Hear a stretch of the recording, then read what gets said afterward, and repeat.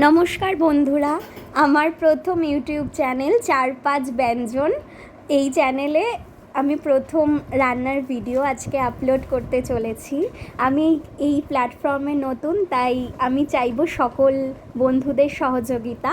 তাই আজকে রান্না খুবই সিম্পল, সেটা হচ্ছে ভেজিটেবল চপ। আমি যা রেসিপি আপনাদের সঙ্গে শেয়ার করব। দয়া করে ভিডিওটা ফুল দেখবেন, তারপরে লাইক কমেন্ট করে আমাকে উৎসাহ দেবেন এবং আমার চ্যানেলের পাশে থাকবেন। প্রথমে কড়াইতে সর্ষের তেল দেব। এরপরে তেলটা গরম হয়ে আসলে ছোট ছোট টুকরো করা নারকেলগুলো কড়াইতে দেব, দিয়ে হালকা নাড়াচাড়া করে ভাজা ভাজা হয়ে লাল হয়ে এলে এগুলোকে তুলে রাখবো। এরপর আমরা দেখব কি কি এই পদটার জন্য প্রয়োজনীয় উপাদানগুলি আমাদের লাগবে।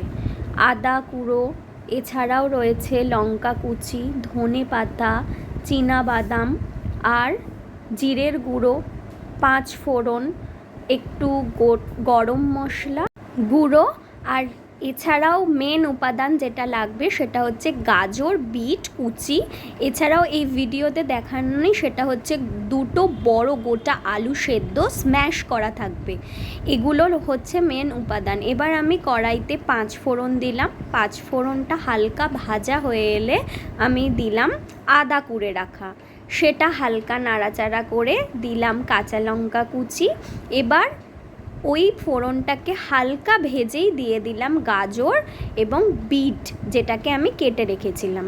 এটা একটু নাড়াচাড়া করে ছড়িয়ে দিলাম নুন। এটাকে আমি ভালো করে ভাজবো, ধীরে ধীরে ভাজতে হবে মিডিয়াম আঁচে, এবং থালায় ঢেকে ঢেকে ভাজতে হবে। এরপরে এর মধ্যে আমি দিয়েছি একটু চিনি, একটুখানি জিরে ও ধনের গুঁড়ো, এছাড়াও আলুটা দিয়ে দেব। দিয়ে পুরটা রেডি হয়ে গেলে ওপর থেকে গরম মশলা আর ধনেপাতা কুচি ছড়িয়ে ওটাকে বল আকারে গড়ে নেব। এরপরে কর্নফ্লাওয়ারের কোটে চুবিয়ে বিস্কুটের গুঁড়ো দিয়ে কোট করে এগুলোকে আমি ছাঁকা তেলে ভেজে নিয়েছি। দুর্ভাগ্যবশত আমার ভিডিওতে এটা দেখানো হয়নি, কিন্তু আমি অ্যাট লাস্ট যে পকোড়াগুলো ভাজার পর যেরকম হয়েছে আপনাদের সামনে তুলে ধরলাম। কেমন লাগছে আমাকে জানাবেন অবশ্যই। যদি কোনো ভুল ত্রুটি হয় এই চ্যানেলে বা এই ভিডিওতে আমাকে ক্ষমা করে দেবেন। এই রেসিপিটা বাড়িতে অবশ্যই একবার তৈরি করে দেখবেন, আপনি এই স্বাদ কখনোই ভুলতে পারবেন না। আর এতক্ষণ আমার ভিডিও দেখার জন্য অসংখ্য ধন্যবাদ। আমার চ্যানেলে অবশ্যই একটা করে কমেন্ট করবেন, একটা লাইক করবেন এবং সাবস্ক্রাইব করবেন। ধন্যবাদ।